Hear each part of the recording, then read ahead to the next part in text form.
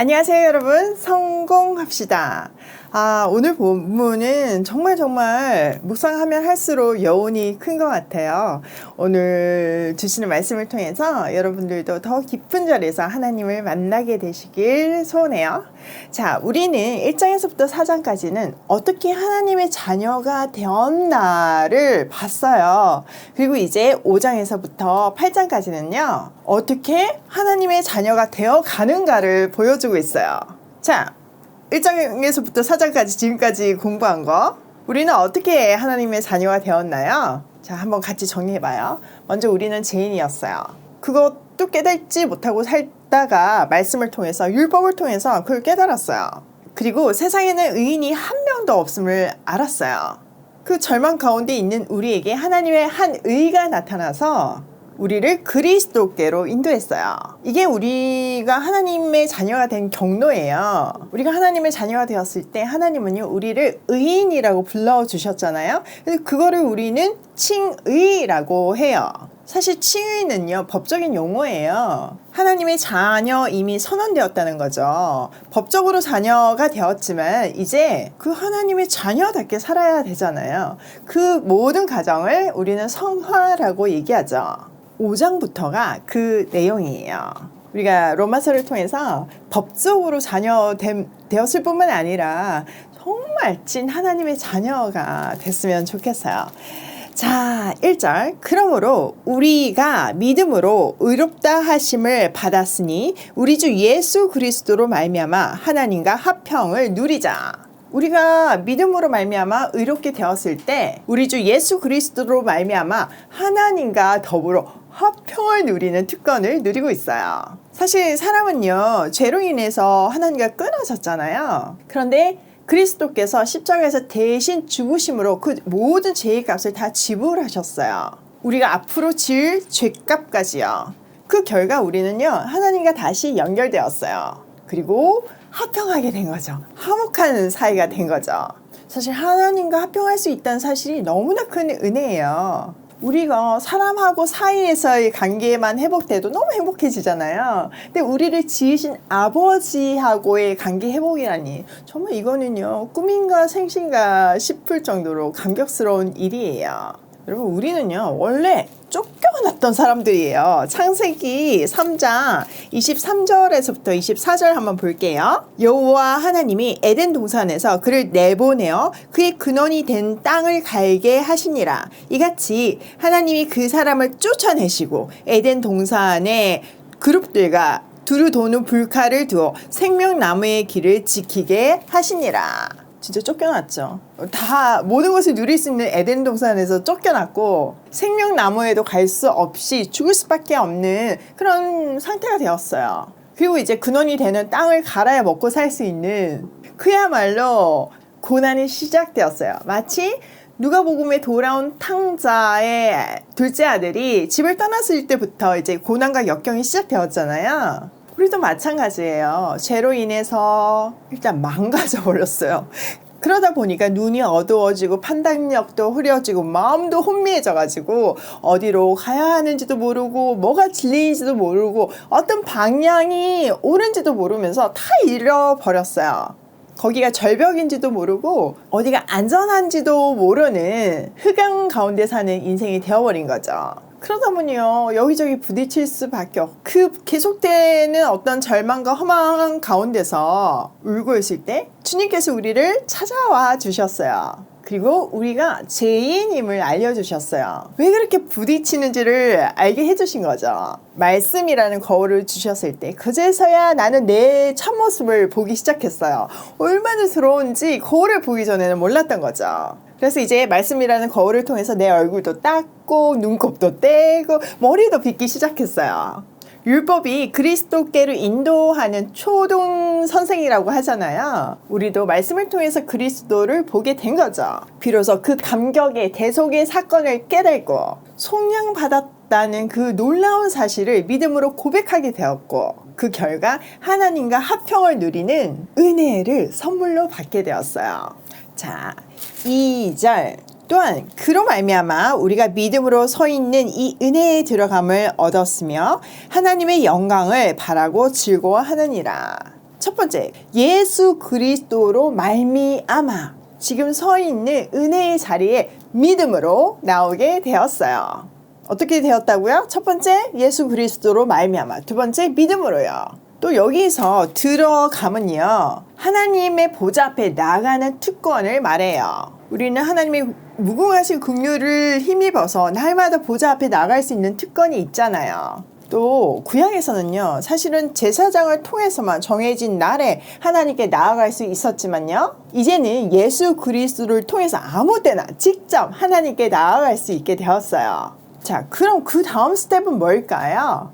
네, 맞아요. 하나님과 화평을 누려야 해요. 관계의 문제죠. 또 하나님의 영광에 이를 소망을 품고 그것을 자랑해야 해요. 하나님은 왜 우리를 부르셨나요? 네, 맞아요. 하나님의 유업을 이을 상속자로 부르셨어요. 그러니까 우리는요, 그 영광에 이르게 될 소망을 품고 자랑해야 하는 거죠. 그러려면요, 하나님의 영광에 이른다는 것이 뭔지를 알아야 돼요. 하나님은요, 우리를요, 당신의 모양과 형상대로 지으셨어요. 그래서 우리는요, 하나님을 닮았어요. 자녀들이 부모를 닮고 태어나잖아요. 그런 것 같이 우리도 하나님을 닮았어요. 물론 어떤 부분적인 거를 닮고 태어났죠. 그 내가 하나님을 닮은 그 부분이 사실은 세상을 살리는 도구이고 내 사명이에요. 우리가 남들하고는 다르게 유난히 잘하는 게 있고 내가 특별히 좋아하는 거가 있잖아요. 그게 사실은 사명이에요. 그 사명을 감당하면서 그 잘함으로써 세상을 살림으로 해서 하나님께 영광을 올려드리는 거죠. 예를 들어서요, 우리 큰아이가 과외 한번 하지 않고 이제 자기가 원하는 대학을 들어갔어요. 그래서 사람들이요, 저한테 관심을 가지기 시작하는 거예요. 자녀 교육 어떻게 시켰냐고요. 그전엔 제 자녀 교육에 관심 1도 없었거든요. 그랬더니 우리 큰아이가 하는 말이, 엄마의 가장 큰 자녀 교육은 자기를 믿어준 거래요. 엄마가 자기를 끊임없이 믿어주고 응원해줬기 때문에 자기가 자기 원하는 대학에 들어갈 수 있었다고 이렇게 얘기하더라고요. 진짜 제가 그 말을 듣고 얼마나 울었는지 몰라요. 말씀대로 살았더니 진짜 그게 맞다는 것이 증명이 된 거잖아요. 사실 뭐 원래 공부 잘하고 그런 애면요, 자기 원하는 대학 들어가는 거 그거 별로 대단하지 않죠. 근데 우리 아이는요, 세상적인 모범생하고는 조금 거리가 멀어요. 생각도 많고 예술도 많고 어떻게 보면 집중도 못하는 것 같고 하고 싶은 것도 많고. 근데 그때마다 저는 아이한테 잔소리 하는 것보다는요, 하나님이 우리 아이에 대한 어떤 계획, 그런 거를 바라보면서 응원해줬어요. 그리고 기다려줬어요. 하나님께서 우리 아이에게 주신 재능과 계획을 믿으면서 하나님께 온전히 맡겼을 때 저한테도 또 우리 아이한테도 자유함이 있더라고요. 그리고 저는 옆에서요, 우리 아들이 하나님만 바라볼 수 있도록 끊임없이 교육했어요. 제가 여러 번 말씀드렸지만 저는 솔직히 소위 세상에서 좋다는 대학 그런 데 별로 관심이 없어요. 그래서 한 번도 여기야 명성이 있으니까 이 대학에 들어가라 이런 말을 한 적도 없었고요. 대학을 안 들어가면 안 된다 이런 말도 한 적이 없어요.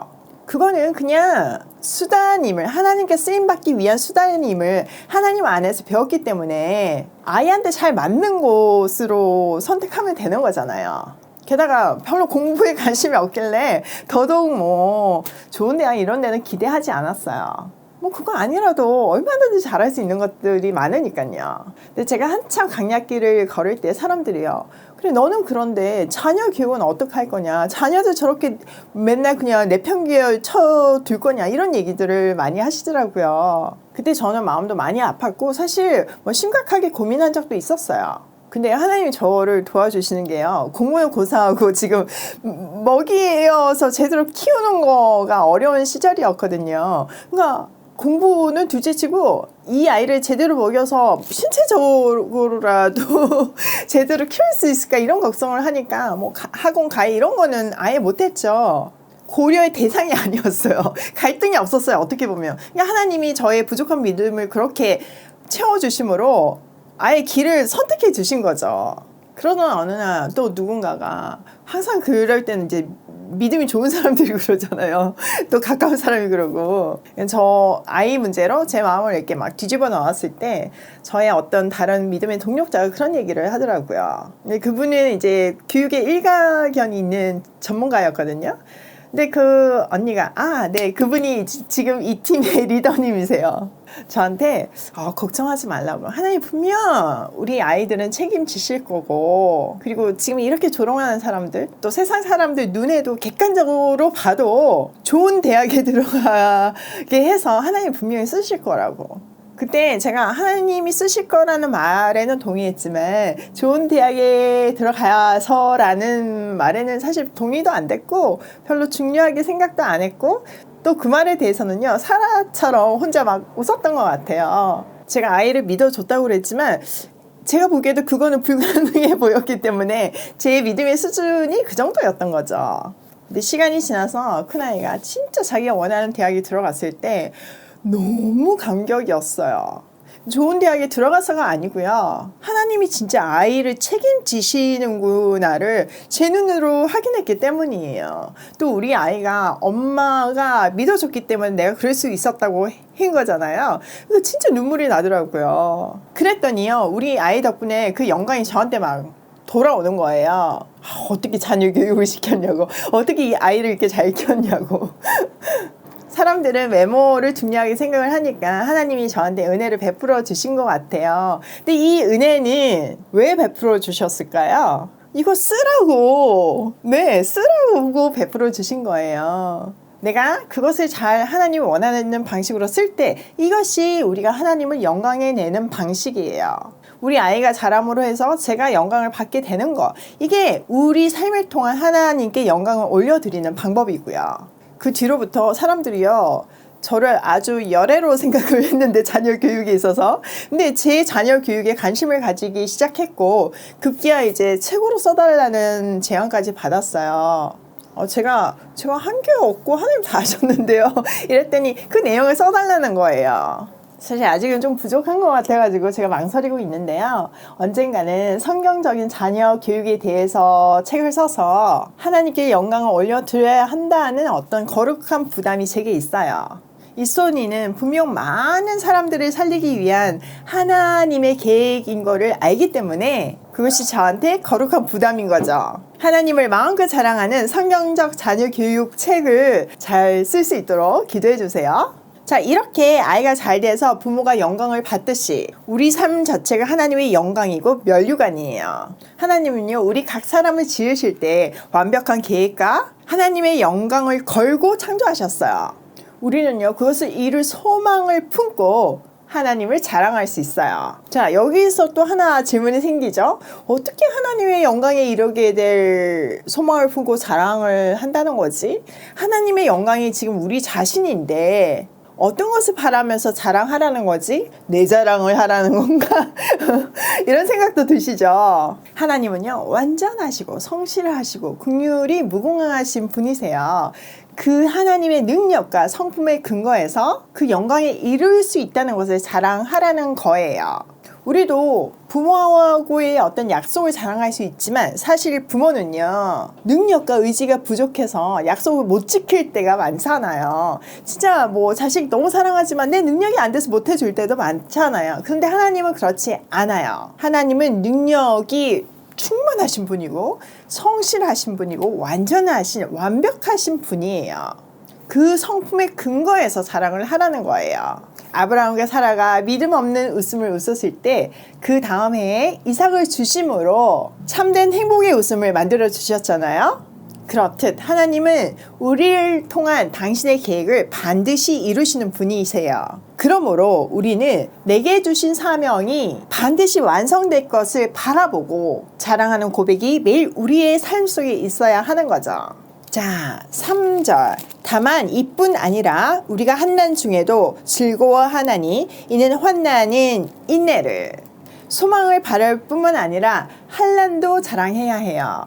왜냐면은 한란은 인내를 낳기 때문이죠. 다윗은 고난이 주의 율례를 배우게 했다고 고백하잖아요. 진짜 그래요. 사람은요, 한란이 없으면 절대 하나님을 온전히 붙잡지 않아요. 모든 길이 막혀 소망이 없을 때 하나님을 단단히 붙잡을 수밖에 없어요. 그러니 한란은요, 하나님과 친밀함이 시작되는 축복의 시작이에요. 그리고 너무 감사하게도 환란을 통해서 인내력이 생겨요. 우리가 계속 운동을 하면 근육이 생기잖아요. 그렇듯이 계속적인 환란을 통해서 생기는 영적인 근육이 인내예요. 자, 4절. 인내는 연단은 소망을 이루는 줄 알미로다. 인내는요, 연단은 단련된 인격을 말하거든요. 단련된 인격을 낳아요. 환란의 시간은요, 사실 내 안에 있는 어떤 불순물들이 다 걸러지는 시간이에요. 환란을 통해서 우리가 다듬어지잖아요. 하나님 없는 사람은요, 환란이 시작되면 상처가 되지만요, 하나님 안에 있는 사람은요, 환란은 새로운 시작이에요. 그 환란을 견뎌내는 인내, 그 영적인 근육이 우리의 단련된 인격, 연단이 되는 거죠. 근육으로 만들어진 몸처럼요, 멋진 근육은요, 하루아침에 만들어지는 것이 아니에요. 꾸준한 운동과 식이요법이 필요해요. 그리고 멈추면 사라지는 거 아시죠? 관리, 유지도 필요해요.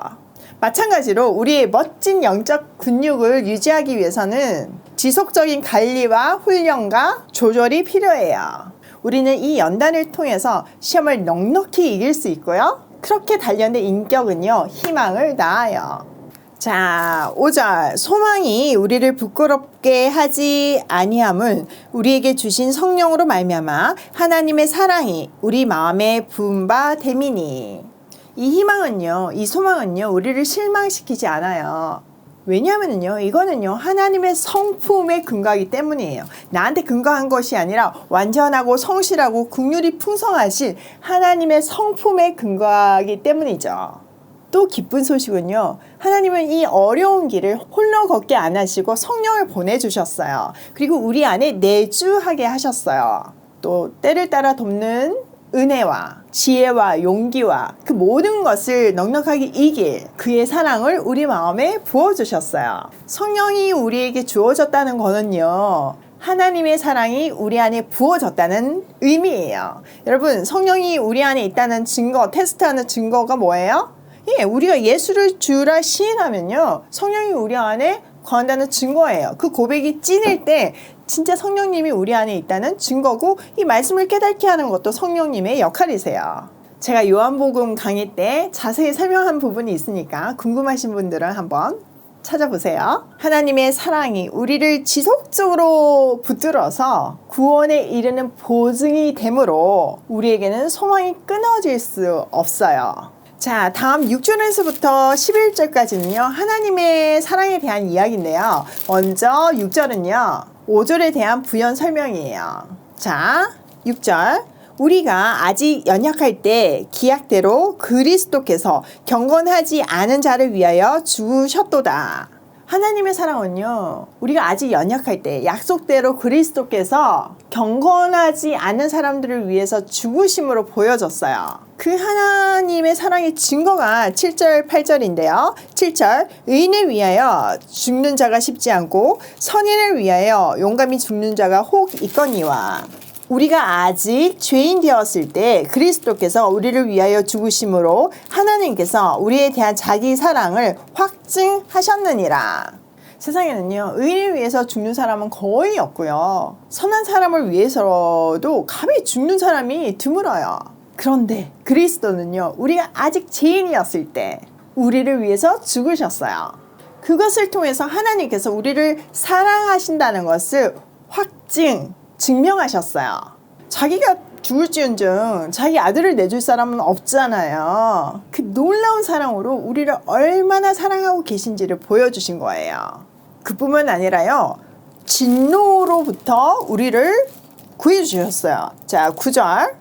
그러면 이제 우리가 그의 피로 말미암아 의롭다 하심을 받았으니 더욱 그로 말미암아 진노하심에서 구원을 받을 것이니 곧 우리가 원수 되었을 때 그의 아들의 죽으심으로 말미암아 하나님과 화목하게 되었은즉 화목하게 된 자로서는 더욱 그의 살아나심으로 말미암아 구원을 받을 것이니라. 자, 더더욱 우리는 지금 그리스도의 피로 의롭게 함을 받았잖아요. 그러니까 앞으로도요, 그리스도로 말미암아서 하나님의 진노에서 구원을 받을 것이라는 것을 확인할 수 있어요. 우리가 하나님의 원수일 때도 하나님이 당신의 아들을 죽이심으로 우리랑 화해하셨어요. 지금은 화해가 된 상태잖아요. 그 상태에서 우리가 예수 그리스도의 사심으로 말미암아 하나님의 생명으로 구원을 얻으리라는 것은 너무나 확신할 수 있는 사실이에요. 자, 11절. 그뿐 아니라 이제 우리도 화목하게 하신 우리 주 예수 그리스도로 말미암아 하나님 안에서 또한 즐거워하느니라. 그 진노에서 벗어났을 뿐만 아니라요, 우리는 우리 주 예수 그리스도로 말미암아 하나님을 자랑하고 즐거워해요. 왜냐면은 지금 하나님하고 화해가 된 상태잖아요. 그러니까 즐거워할 수밖에 없죠. 이미 받은 구원으로 즐거움을 우리가 2절하고 3절에서 배웠잖아요. 그리고 금방 조금 전에 9절에서 10절 장차 받을 구원을 바라보면서 즐거워할 수 있는 거예요. 이미 받은 구원, 장차 받을 구원, 이게 우리를 항상 즐겁게 만들어주는 거죠. 즐거움은요, 구원받은 자의 특징이에요. 우리가 아무리 고난 가운데 있어도 얼굴이 막 기쁨으로 넘치잖아요. 그게 구원받은 자의 특징이에요. 이 즐거움이 우리에게서 사라지지 않는 것은 하나님께서 예수 그리스도를 통해서 우리에게 주신 것이기 때문이에요. 자, 오늘 내용을 우리 삶에 한번 적용해 보면요, 하나님과의 화평이 이 세상에서 누릴 수 있는 가장 큰 축복임을 알았으면 좋겠어요. 여러분, 우리가 뭐 누구 유명한 사람, 뭐 어디 높은 사람, 이 사람만 알아도 뭐 어깨에 좀 뽕이 들어가고 그런 경우가 있잖아요. 그래서 지금 하나님이 내 아버지예요. 하나님이 우주 만물을 창조하신 아버지하고 화평한 상황이에요. 그럼 뭐가 더 바랄 게 있나요? 이것을 머리로만 아시지 마시고 진짜 가슴으로 느끼고 그것을 삶에서 누리시길 바래요. 자, 두 번째, 한란은 우리를 인내하게 하고, 인내는 단련된 성품을 만들고, 그 성품은요, 우리를 항상 소망 가운데서 살게 해요. 그리고 더 감사한 거는 그 소망이 하나님의 성품에 근거하기 때문에 우리는 절대 실망할 수 없어요. 의지적으로 실망 안 할 거야가 아니고요, 실망할 일이 없어요. 세 번째, 하나님께서요, 우리를 진짜 사랑하신다는 사실은요, 그리스도가 십자가에서 죽으심으로 분명하게 증명되었어요. 그러니까 하나님 나 사랑하시는 거 맞아? 이런 거 질문하는 거, 이거 믿음 없음이에요. 이미 증명되었잖아요. 그러니까 하나님의 그 사랑을 딴 데서 확인하려고 하지 마세요. 예를 들어서 내 기도 들어주면 하나님 나를 사랑하시는 거예요. 내가 뭐가 형통하게 되면 이게 하나님이 나를 사랑하시는 증거예요. 내 자녀가 뭐 시험에 붙으면 역시 하나님은 나를 사랑하셔. 이거 아니라는 거죠. 우리는요, 그 변함없고 흔들리지 않는 사랑을 붙들고 어떤 역경도 헤쳐나갈 수 있고요, 그 어떤 상처도 에너지로 전환시킬 수 있어요.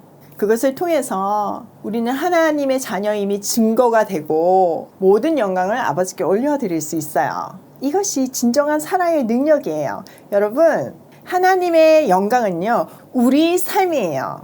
우리 삶은 하나님의 영광이다. 이거 잊지 말고 오늘 하루도 하나님을 영광해 내기를 소망하며 고고싱해요.